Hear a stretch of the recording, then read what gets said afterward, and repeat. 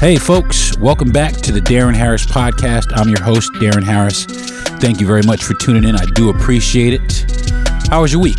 Hopefully it was as good as mine. My week was really, really good. I had a great week. What are we talking about today on the podcast? This is episode 6.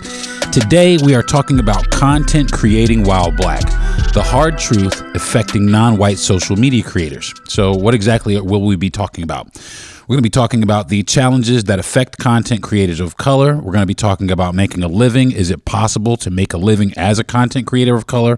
And we're also going to be looking at, can anything be done about the negative issues that are surrounding and involving this industry? But first, I want to give a quick, fast shout out to quarterback Russell Wilson for buying his wife, Sierra, a $25 million house in Colorado. You go ahead, my man. That's right.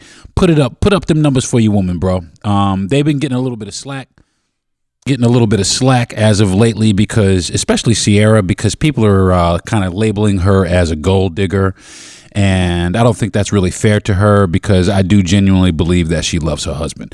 But they've also been giving her a lot of slack, saying that she married a nerd, like he is just a straight up square, like Russell Wilson ain't got no clout in like the game nowhere.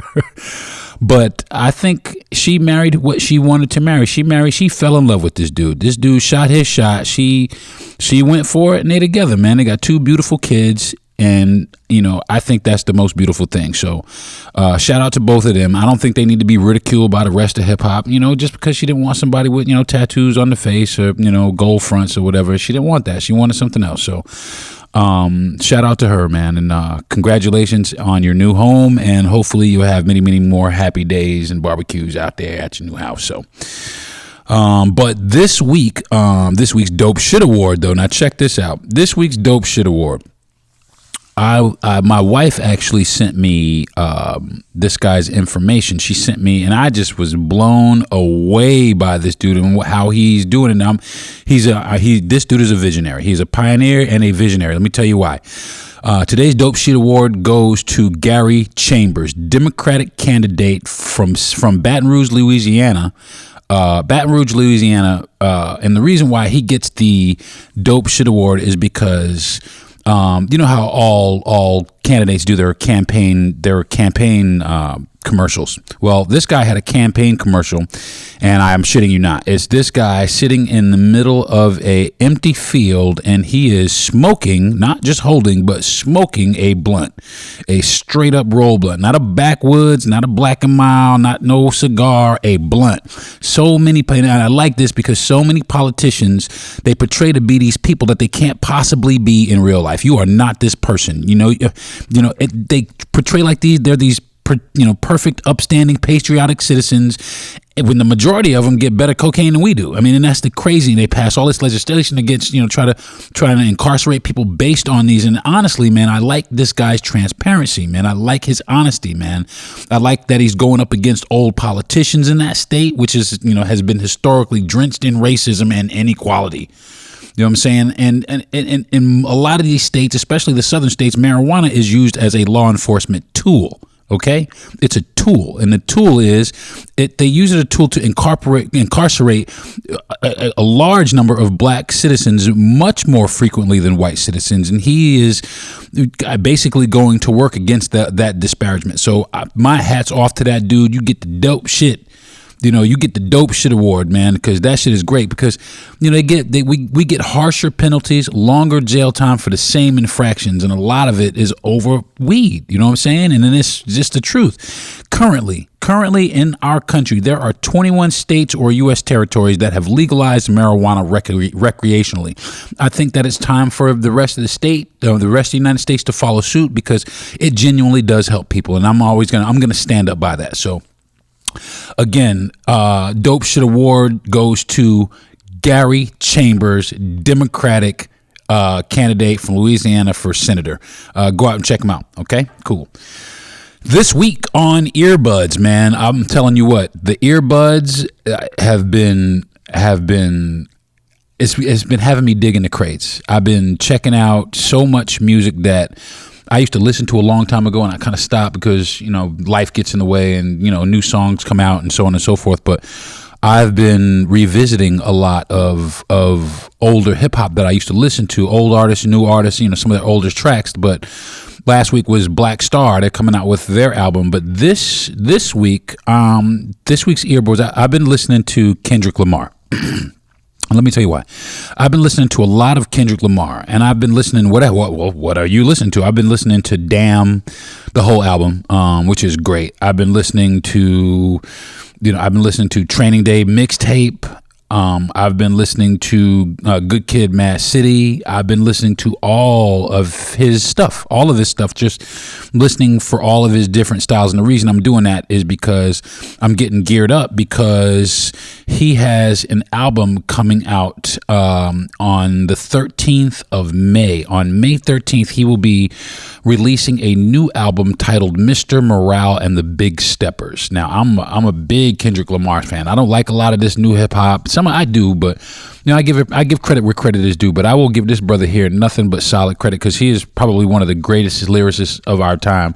If you're not familiar, he I think it was last year, the year before, he actually won a Pulitzer Prize or something like that. For writing. I'll tell you what, he deserved every one of those accolades. This cat right here he thinks so far ahead of the rest of hip hop. And every time he comes out, he's really peculiar too. I've heard he's really hard to work with. Well, not really necessarily hard. He's just really, really eccentric and really, really precise and which is not a bad trait, especially when you're trying to put out the quality of music that he's putting out, which he's been on a few mixtapes. He's been, doing a few features the past few years, but he hasn't put out his own solo project in about 5 years. And this will be his 5th album also.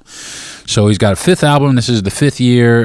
This is the 5th year we've been waiting for Kendrick Lamar to be coming out. So I really, really encourage you, if you haven't listened to a lot of Kendrick Lamar, go back and listen to some of the stuff. Go back and listen to some of the stuff that he's had features. I'm going to tell you what, the mixtape that I've been listening to, which is the Training Day mixtape. It has him with J Rock. There's a lot of stuff on there with him and J Rock, which is, that was his homeboy. So they ran together for a long time. So, but the album itself, or the mixtape itself, is chocked full of nothing but just straight banger bars, man. This dude is a monster beast, and it's cool because you could tell back in those days that he was going to be something special, and he really is. This guy's been lighting it up since he started. So today's earbuds is Kendrick Lamar. I'm listening to Kendrick Lamar. So like I said, go turn around, run, and get it. All right. And get ready for, like I said, get ready for the release by going back and doing a little bit of homework. And the reason, like I said, is so I can kind of gauge what kind of growth he's had. You know what I'm saying? This was a little bit better, and this was a little bit better, and this was a little bit better. So however it is, however he decides that he wants to come out now, I'm anxiously awaiting to see if he's going to change up flows and who the features on the album are going to be. So, I'm a big hip hop head. So, and lyricism is key. So, and he's one of the greatest. So be prepared for that. All right, folks. This week's strain of the week is brought to you by Leafly. Leafly strain of the week is a hard-hitting hybrid. The one that I got, it was 26% when I got it. It was 26.3% when I got it. And it's called Black Tuna. I'm not sure if anybody's heard of it. I got it from a dispensary called True Leaf. I got it from True Leaf. But it was called Black Tuna, and I'm going to tell you what, it hits you right in the fucking face. Really does. Right away. It's a super rare find, though. That's the one thing about it. And I have an alert set to my phone that when Curaleaf has it to run over and picks them up, because it does. This is one of the strains that medicinally has a lot of great benefits as far as pain is concerned. Like I said, my back is done. I suffer from a lot of pain. So this Black Tuna, it was the very first strain. When I got my medicinal card, it was the very first strain that I went to the dispensary and got. And I sat down. I was in the dispensary for a good 30 or so minutes talking to the people about the different strains and what they did and how the benefits were. And I didn't want to fall asleep. And, I still wanted to be productive, but I did need a lot of pain relief. And the first thing dude reached out and grabbed was this Black Tuna. And I'm going to tell you what, I have not been disappointed, not one time since I've got it. And I've only gotten it a few times. Because they don't have it, and as soon as they get it, it's almost gone, man. And I'll tell you what. But right now, currently, there must be a surge. Well, there must be a surge in the area because it's fairly abundant. So, looking forward to picking up some more black tuna when it is available. I do have a little bit left, as my wife and I have been doing a little bit of research. It's like I said, it's a rare find. I think it was originally made in British Columbia. And it's got a very, very, very pungent smell, very skunky. It's skunk weed reminiscent, but it is. There is some differences to it. It does make you a little bit sleepy, but not to where you can't function. It's not one of like an indica that makes you feel like you need to go lay down. It's not like that at all. It gives you just a little bit of euphoric feeling, but you are relaxed. It does make you hungry. You will eat some shit. I ate some shit. I ate some shit and made more shit to eat. I made a cake, all kind of shit. I just made shit. And it does. It helps you with, the product, anything that you want to be productive with. It does help with that also. But the thing that I was really, like most of them, the only thing I'm mainly concerned about is the effects for pain. And this is one of the strains that they did kind of flag and label for anyone who has chronic pain, which I have chronic pain in my back. And I'm going to tell you what, I got one going over here in the ashtray, and after the conclusion of this podcast, I'm probably going to go back and finish the rest of it. But it is really good for the pain that I've had. I mean, I said it verbally to my wife. I don't have any pain. This morning, I told her, hey, I don't have any pain, and it was, hey, I'm not going to lie to you. So, black tuna, and I'll tell you what. It doesn't really taste like fish. People, it tastes like, it doesn't taste like tuna fish. It really doesn't. It's named that. It's named that after the Black Tuna Gang. It was a gang that they got named after, and they were famous in like the 70s for like smuggling Colombian marijuana into the United States. So that's where the name came from. It didn't come from a fish that they found that was colored black. So. And that is the strain of the week. So what's popping? All right. What is popping? What is popping today, folks? What's popping today is the topic is content creating while black. What are black content creators going through? Is it an easy thing? Is it a hard thing? What does it entail? What are the challenges? What are the challenges that are affecting content creators of color? What are they? I've been looking at a lot of YouTube and trying to see, what I could see or find out what I could find about different content creators of color. And what I will say is there are not a lot. There are some. There are not a lot of content creators of color. Or let me be more specific. There are not a lot of black content creators. Let me be even a little more specific than that. There are not a lot of black content creators that are popular. Not like, your Logan Pauls or your Jake Pauls. There's a few, but not nearly as many as their white counterparts. Just isn't. Just the facts. Not trying to be racist. I'm just pointing out, what I observed. I was watching, and there was a creator that was talking about the issues that she was having, and she was a younger creator. And she was having these issues of her content being flagged or labeled as, or deleted, or labeled as, inappropriate, for, I guess, her audience. And it was very simple videos.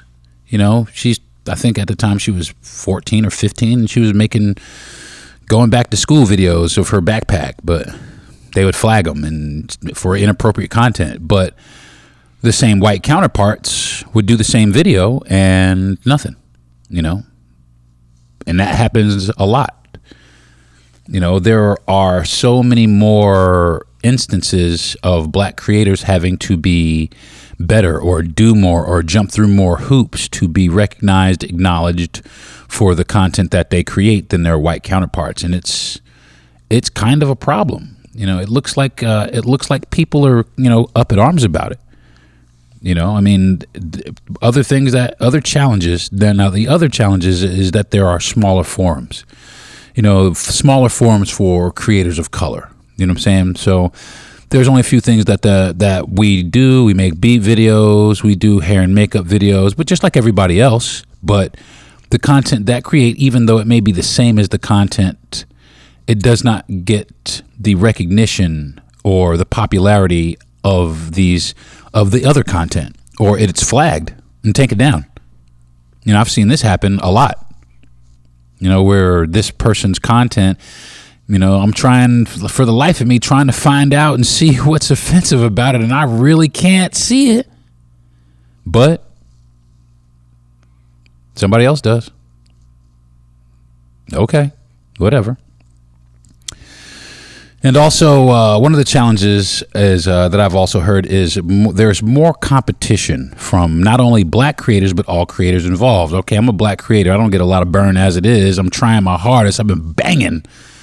But not only am I competing with my homeboy down the block doing his thing, but I'm competing with all the other creators that are out there, which is the nature of the game.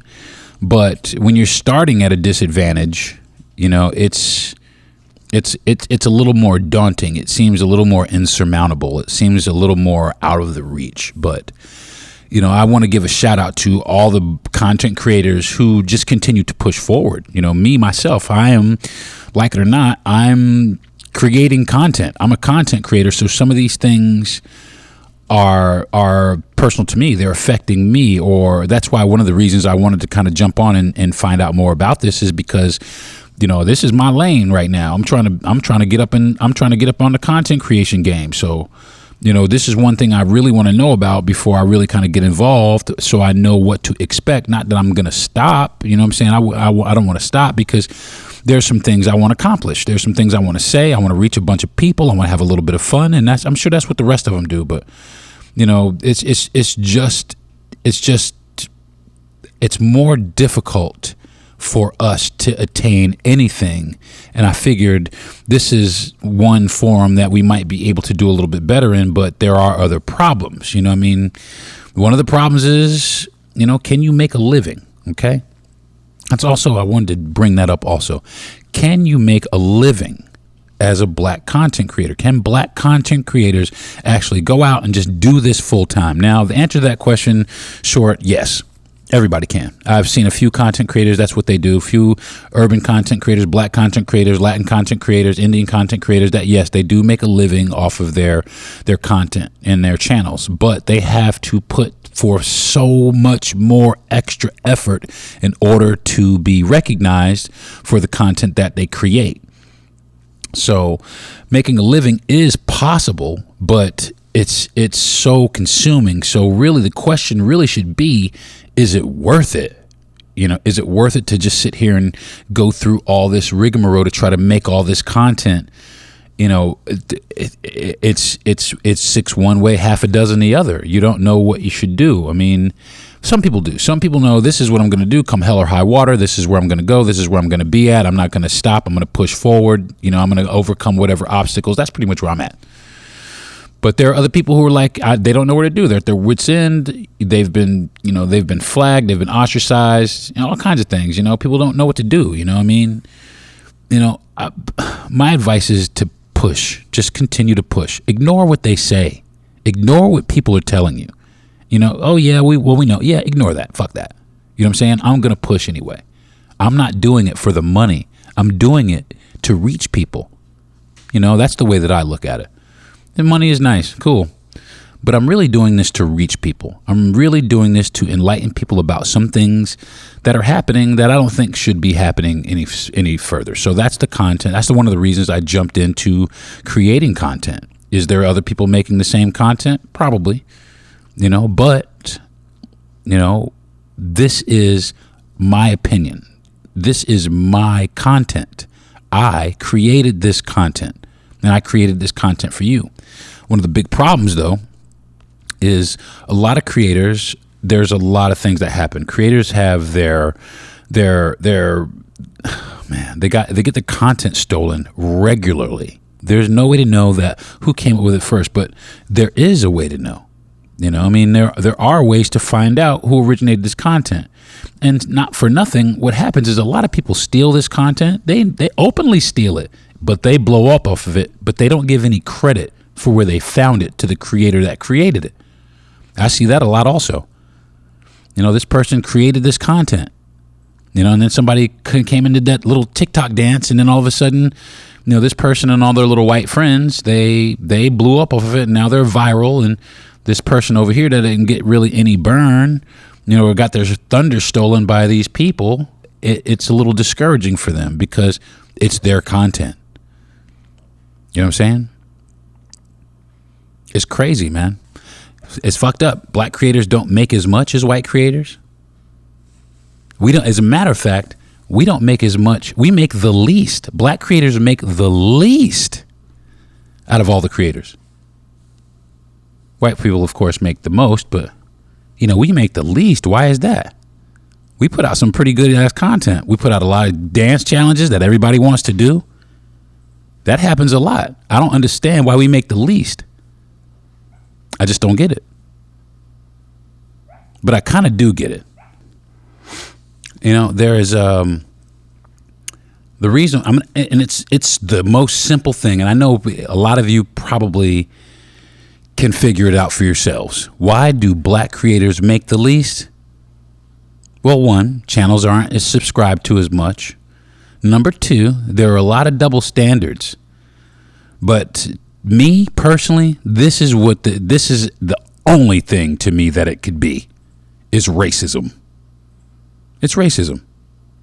It's straight up racism. And that's a damn shame. You know, they get their content stolen and then they get cast aside and swept under the rug. They get used for their content. They get used for their originality. Our culture is taken and it gets used to benefit not us, everybody else. I've seen, I don't know if anybody has heard of B styling. Look it up. It's B, the letter B, styling. Now, B styling, check this out. It's where, it's big in Japan. It's where Japanese girls, they go to the tanning booth, they try to make themselves, they put on heavy makeup, they try to make themselves look as black as they can, as urban as they can. And then they go out and they identify as black people. It's called B styling. Like it's some sort of style. They take all of our culture and they wear it around just like it's some sort of hokey fanokey, you know, fucking Halloween costume. That's our fucking, that's who we are. That's who we are. And you just going to take that for you. And you're going to take that and wear it like that. You know, they be wearing cornrows and all kind of shit, man. It's called B styling. Look it up. It's crazy. All the blackness without none of the struggle. You know what I'm saying? But even channels for that, blow up more than channels that our sisters put out. You know what I'm saying? Our people put out. You know, there's a lot of racism, man. There's a lot of double standards, a lot of, you're just not good enough, but we're going to steal this on the back end and we're going to make it good enough for us. And then we're going to not give you credit for it. That's a lot of fucked up shit right there. You know what I'm saying? But is there anything that can be done? That is the next question. Is there anything that black creators can do? Is there anything that we can do to protect ourselves, to become what we really want to do, become what we really want to be, which is social media creators and having it be fair. You know, I know we're always talking about fair. Things are really rarely are they fair, but we can start. We can start making things fair. We can try at least. There's a few ideas. What can we do to make things right? What can we do? Well, one thing we could do is we could boycott these platforms. You know what I'm saying? Now, well, what's that going to do? Well, it's going to do a lot. We could boycott the platforms and then all the little TikTok dance challenges, them shits is gone. Psh. You know, they're going to have to come up with their own. And when there's no more, content to steal, not saying that the majority of their content is stolen. I'm not saying that. But I'll tell you what, it's stolen. Motherfuckers be stealing it. They think it's cool, so they do the challenge and they blow up off it. And if it ain't there for them to think it's cool, then either one or two things is going to happen. Either A, it's going to suffer, or B, they're going to figure out a way to be innovative, which is the way it should be in the first place. Stop stealing material, you fucking douchebags. Stop stealing people's content. Or if you want to do their content, get cool with them and ask. Boycott that shit. We should support our own creators. We should support our black creators more. Log on. There is so many articles. There is an article that I found, 30 black creators you should be following in 2022. Full of great people, man. People that have worked for Jay-Z, people work for major corporations all over the world. You know, black creators talking about health and wellness and fitness and, you know, things that make a difference, things that help, things that will better us, you know, bring us into 2022. You know, we should have more of our own platforms. You know, if nobody's going to give us a chance on your platform, then fuck it. We'll have to do like we did on BET and make our own four platforms. Like John Singleton, you know, had to make his own movies. We started making our own movies, man, because we just wasn't showing up. We was showing up. We just wasn't getting no burn at the Academy Awards. Nothing. You know, John Singleton had to, you know, come out with Boys in the Hood and movies like that for people to start looking at us seriously in Hollywood. You know? It's crazy. What else can we do? Time stamping. I think that time stamping creations that you made. It's almost like a copyright, you know. I mean, when I was doing comedy, we used to do this thing called a poor man's copyright. That's where you take all your material and you write it down, you put it in an envelope and you mail it to yourself. And what that does is it gives you a postmark and a date and a sealed envelope with all your material in it. Problem with that was you can't fucking open it. If you open it, it's null and void. So they can't necessarily do that digitally, but you know, maybe you can. Maybe you can make a log of when you did it. Maybe you can make a video log or time-stamped video of when you made the actual content. Maybe that's a good, you know. I want to do this. I want to create. And I hate to almost say it because I know as soon as I say it, somebody else is going to jump out and fucking do it. But that's okay. As long as it gets done and it's fair, I don't care who does it. But I think that a content creation registry needs to be made. Like if you're a content creator, me, Deron Harris, I am a content creator. So I log on to the content creator registry. I sign up. I got my little you know, all my little credentials and information. And every piece of content that I create from the date that I created is logged. And it's logged. And then if somebody else does it behind me and they blow up from it, that's fine. Whatever you blow up and whatever you gain monetarily, a portion of that goes back to the original creator. And that way, it makes it fair. You still get to make a little bit of money off the content you stole. You know what I'm saying? I think that makes it fair. I think that makes it, I don't know how that looks. You know what I'm saying? I don't know. But I think it looks kind of similar to that. You know? After all, man, I mean, we are all here to learn things, to give things. You know, we're here to get things too. We're all here. We're all here. And that's what I'm saying. As long as we're all here, we might as well all benefit. All of us.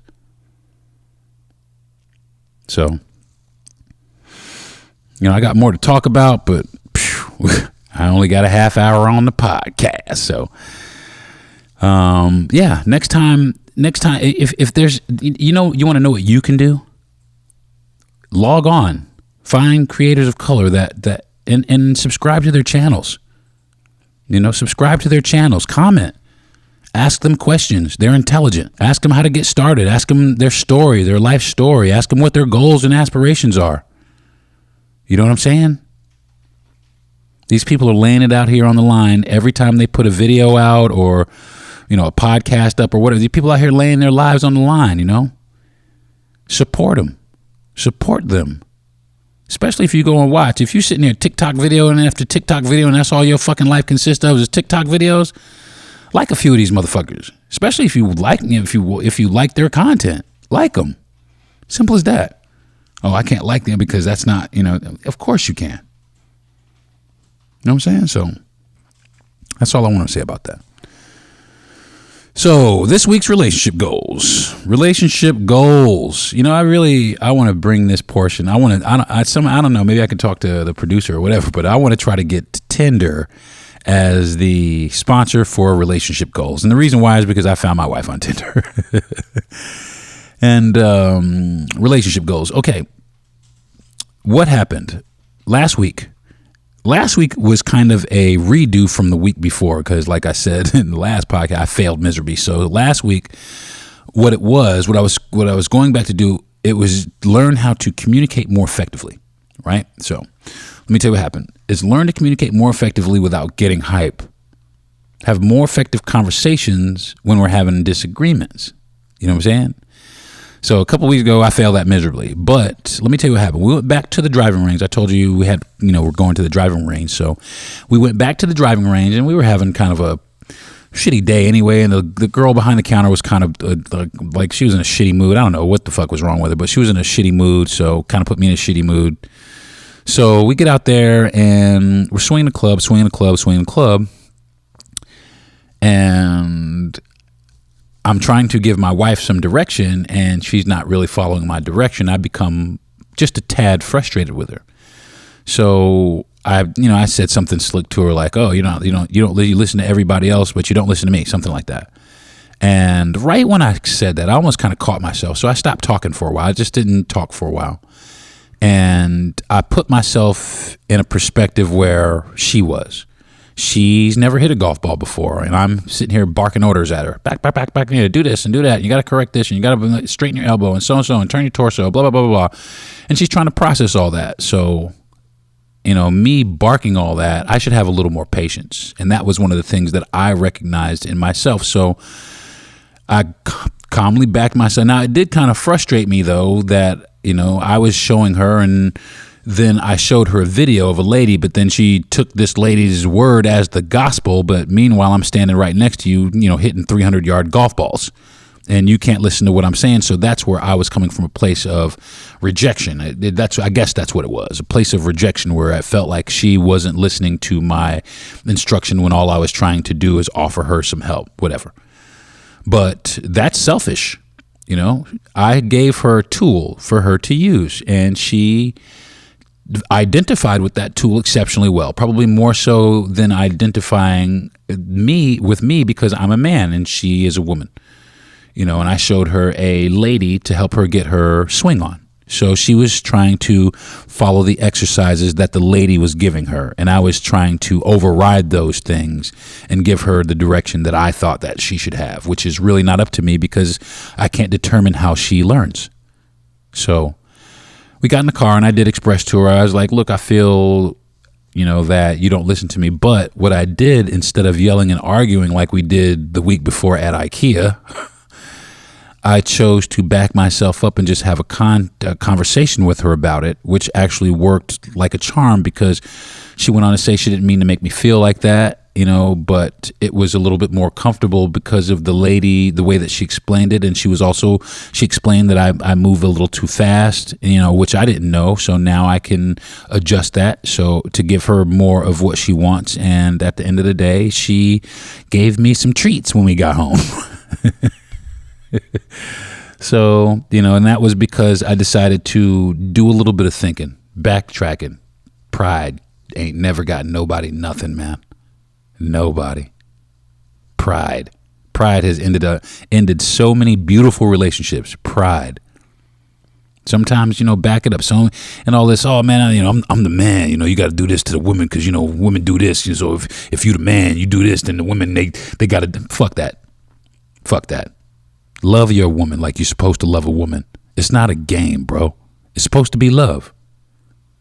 You know what I'm saying? If you give her what she wants from you, she will give you what you want from her. That's the bottom line. And as long as you're able to do that, then everything should be okay. I mean, I've been with my wife.